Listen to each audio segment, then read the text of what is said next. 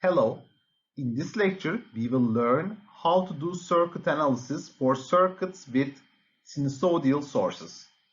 Firstly, we will formally define sinusoidal sources and make some important definitions such as phase, amplitude, frequency and period. Afterwards, we will do the steady state response analysis for an RL circuit which has a sinusoidal forcing function. And at the end, we will define the complex exponential forcing function for AC circuits. In electrical circuits, linear circuits with sinusoidal inputs that are at steady state are called AC circuits. We associate complex numbers and sinusoids and use this relation to define phasors and impedances. Using phasors and impedances, we obtain the frequency domain representation. We use the frequency domain representation to analyze the behavior of AC circuits at steady state. In electrical engineering, sinusoidal signals are particularly important because power and communication signals are usually transmitted as sinusoids. The response of a linear circuit consists of two parts, natural and forced responses. You have learned recently the complete response of second-order circuits which had these components. The input to the circuit causes the forced response. The natural response, which is also called as the transient, is due to the internal dynamics of the circuit. Basically, the initial energy stored in the capacitor and inductors, and the natural response usually decays after a short time for a stable circuit. The forced response for an input, which is a periodic signal, such as a sinusoid, continues indefinitely, and therefore it is important for us to study the behavior of a special type of input, the sinusoids, for electrical circuits. The equation for a sinusoidal voltage source is given here as Vs is equal to Vm times sine omega t. And similarly, a current source, which is sinusoidal, is Is is equal to Im times sine omega t.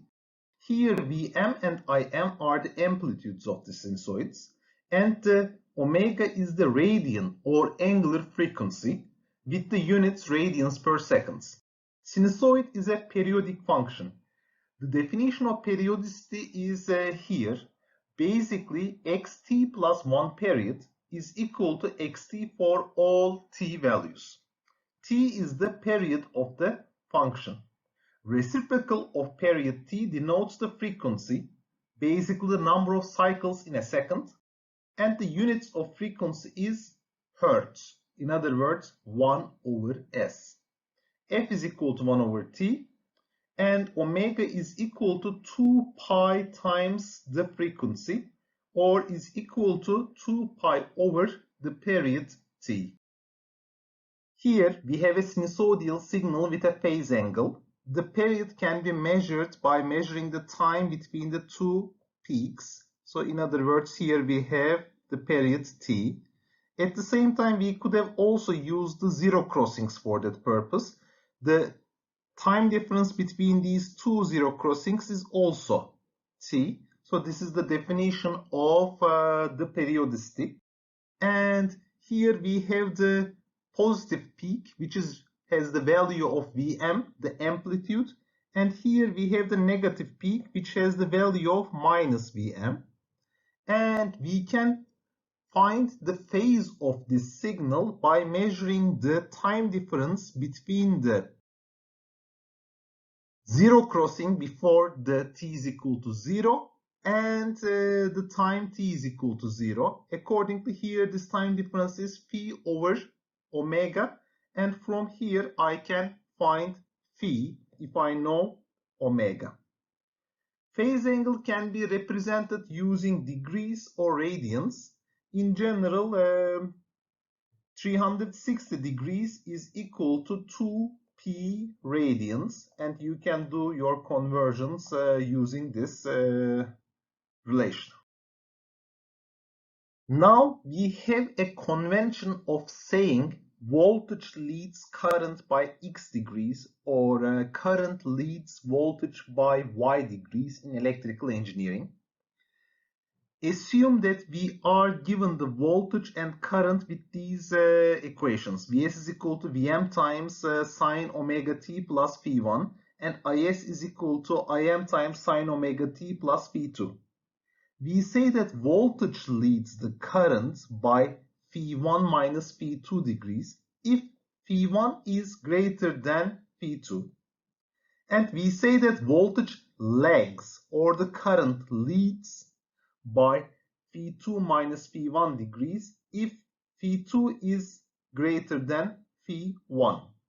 For instance, if the voltage is given by 4 times sine 3t plus 30 and the similar current with the same frequency is given by Is is equal to 2 times sine 3t minus 10 degrees, then in this case the voltage is leading the current by 40 degrees because here we have 30, here we have minus 10, 30 minus minus 10 is equal to 40 degrees. We need to determine the phase relationship between voltage and current. Voltage is given by 3 times cosine 3t and the current is given by minus 4 times sine 3t plus 10 degrees. Here the problem is that the current is given by a sine function and the voltage is given by a cosine function. So let us try to convert the sine function to a cosine function. So I will write firstly, I want to get rid of this minus sign. I will write Is is equal to 4 times sine 3t using this property 190 degrees. And similarly, I will convert this Is to a cosine function by writing 4 times cosine 3t plus 100 degrees. So accordingly here, Ph2 is equal to 100 degrees. And here, Ph1 is equal to 0 degrees. Therefore, current leads voltage by 100 degrees.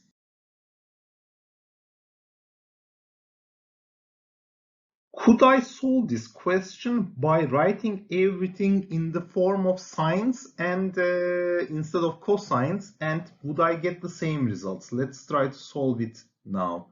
I will do the same thing for Is and get rid of the minus sign and make it 4 times sine 3t plus 190 degrees. So from here I will have Ph1 is equal to 190 degrees. And I will write V is equal to 3 times sine. This time I will just kind of like add plus 90 degrees to this. Sine 3t plus 90 degrees. From here I will have Ph2 is equal to 90 degrees. And accordingly Ph1 minus Ph2 is equal to 100 degrees again. And again I will write current leads voltage by 100 degrees. So nothing has changed.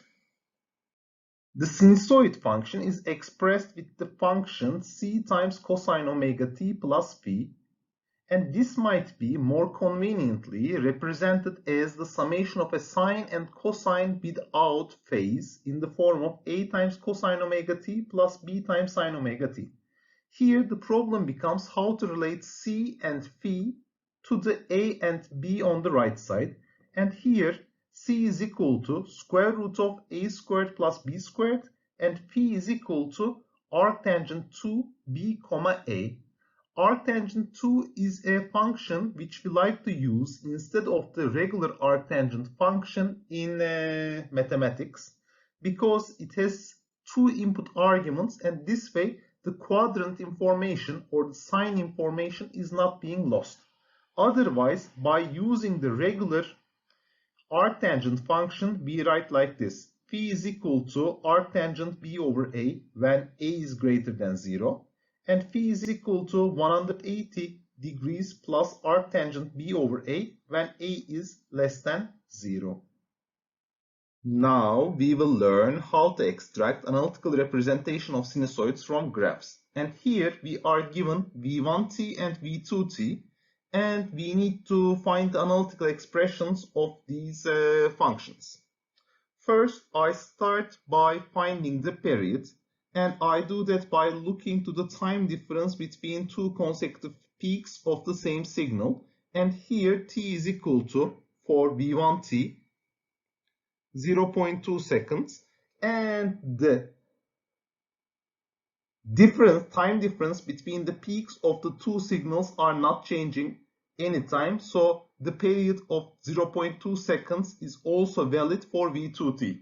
So these two signals have the same period, and as you can see, the difference between these two signals never changes.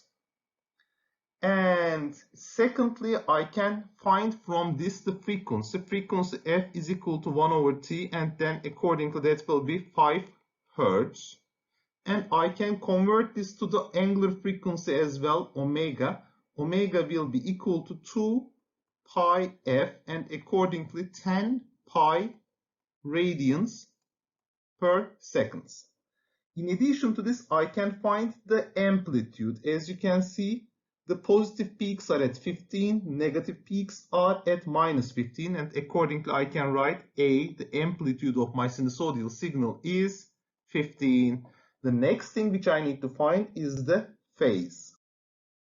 For finding the phase angle, I need to use one of these two equations. And since I will take the time as t1 is equal to 0, because then these terms will drop, I have both of the functions decreasing at t is equal to 0, and therefore theta 1 for the blue signal will be arc cosine, the value here is 10.5, 10.5 divided by the amplitude 15, and according to MATLAB 45.5 degrees.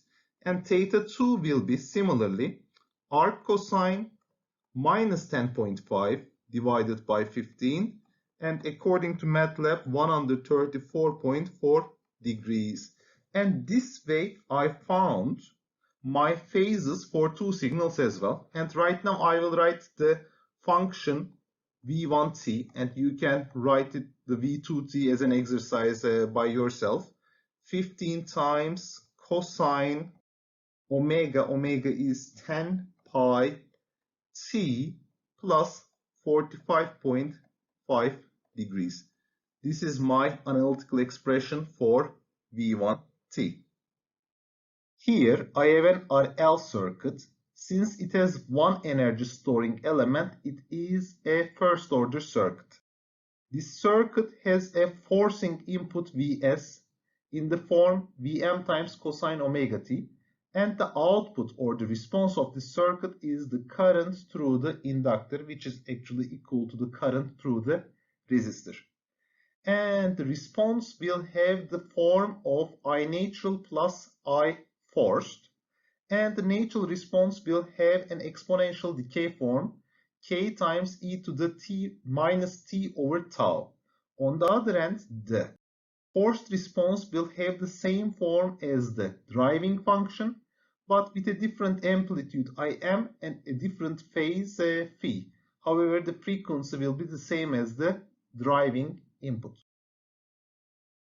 When we closely look at the response of this system, we realize that the exponential term, the natural response, will converge to 0 as t goes to infinity, and the steady state output will be in the form of Im times cosine omega t plus phi.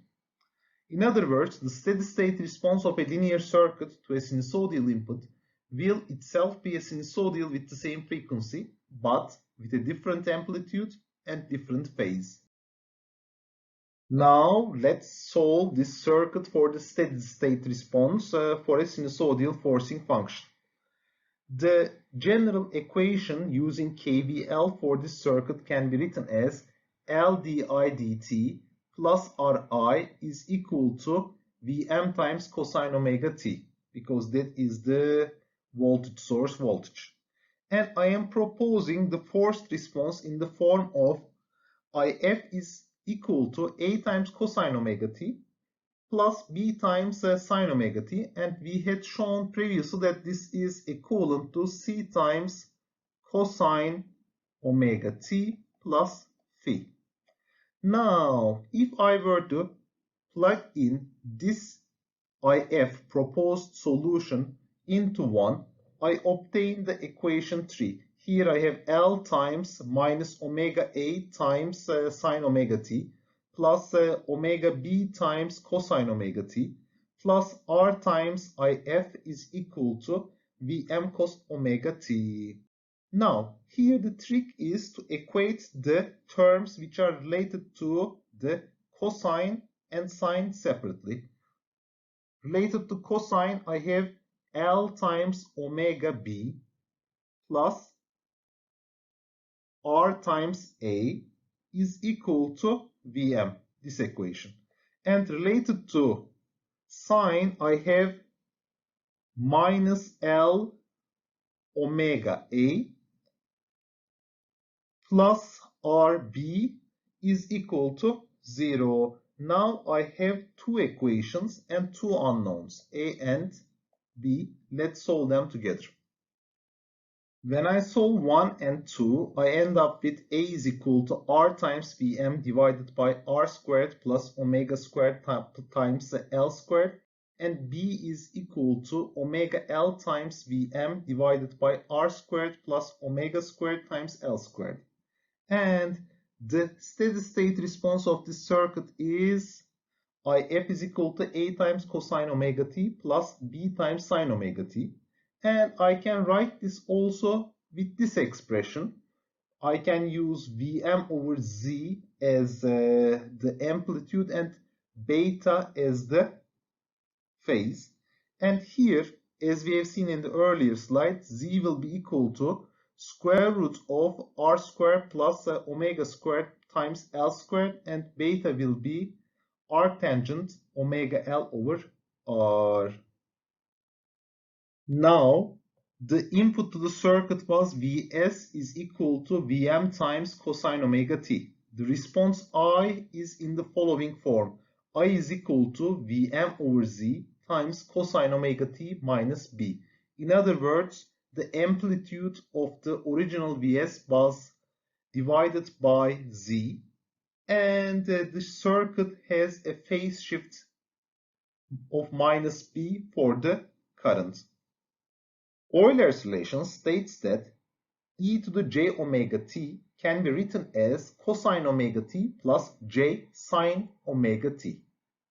Now I will define the real part operator Re, and when I write Re in curly brackets a plus jb, then this outputs the number a, which is the real part of the expression a plus jb.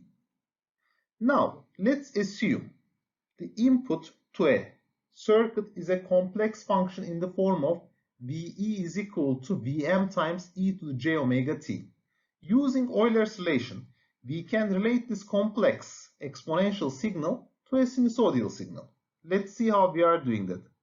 Vs is equal to Vm times cosine omega t, and this will be equal to the real part of Vm times e to the j omega t, because this is equivalent to real part of Vm times cosine omega t plus j times Vm times sine omega t.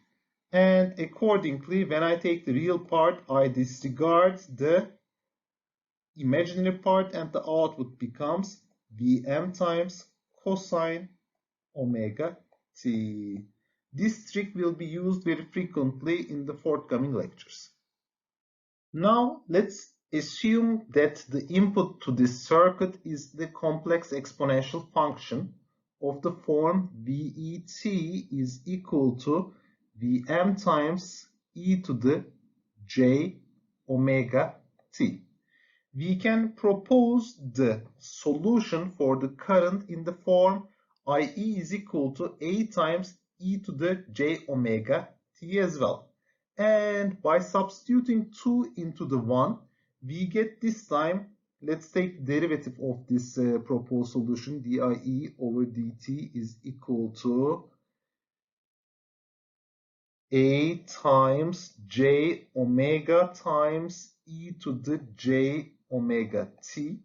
And when I just write this inside that expression 1, I get j omega L plus R times a times e to the j omega t is equal to Vm times e to the j omega t.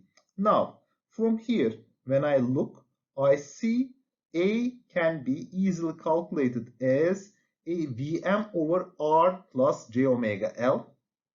And I can write this as in the polar form as Vm over z times e to the minus jb, b being the phase. So accordingly, b will be equal to arctangent omega L over R, and z will be here square root of R squared plus omega squared times L squared. Now, when I found z and beta, I can write the forced response as Vm over z times e to the minus jb times e to the j omega t. So as you can see, I could find the response of the circuit for this complex exponential function without using any sine or cosine. Now, this will be very helpful for finding the response of circuits with sinusoid forcing functions. Now, we will learn how to find the response for a sinusoid forcing function using the complex exponential function without using many sines and cosines. Please remember, the function Vm times cosine omega t can be represented as the real part of the expression Vm times e to the j omega t, the complex forcing function. And we have found the response for this Vm times e to the j omega t as IE is equal to Vm over z times e to the minus jb times e to the j omega t, and I can write IE accordingly as Vm over z times e to the j omega t minus beta. And if I were to take the real part of this expression, I end up with Vm over z times real part of e to the j omega t minus beta. And this expression here, the real part of it, is simply cosine omega t minus b. In other words, I can find the response of a circuit for the complex forcing function and take the real part of it, and that will correspond to the response of that circuit to a sinusoid, to a cosine forcing function. This is very handy.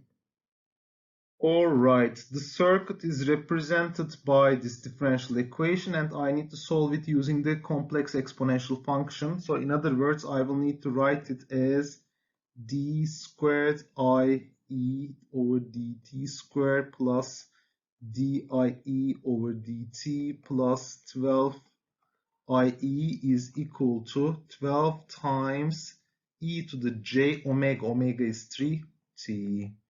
And I propose my solution IE as a times e to the j 3t, and I take the first derivative of it.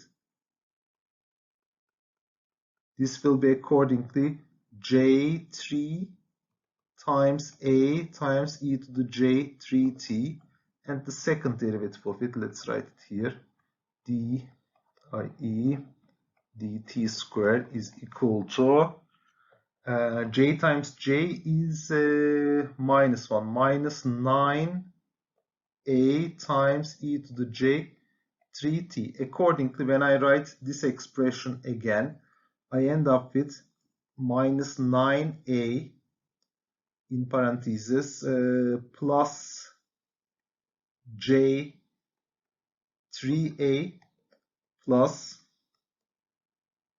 12a is equal to 12 times e to the j.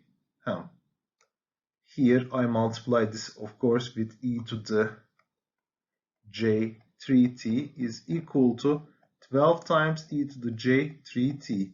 If I were to equate these two terms, this term and that term, I end up with minus 9 plus j3 plus 12 times a is equal to 12. And from here I find a is equal to 12 divided by j3 plus 3, which is equal to 4 over j plus 1. I can further simplify this expression. Okay, I can further write 4 divided by the magnitude square root of 2 and the angle 45 here, and I can further simplify this as 2 times square root of 2 times 45 degrees will come back to the upper side but with a minus sign. And now my IE becomes 2 times square root of 2 with the angle minus 45 times e to the j 3t. And I can write this as 2 times square root of 2 e to the minus j times pi over 4, because pi over 4 is 45 degrees, times e to the j 3t. And I can further write this as 2 square root of 2 times e to the j 3t minus pi over 4. And in order to find the response for the sinusoidal function, I'd find real part of IE, and according to that will be equal to 2 times square root of 2 times cosine 3t minus pi over 4. And this is my final solution for this question. As you can see, by using the complex exponential function, I could solve this question rather quickly.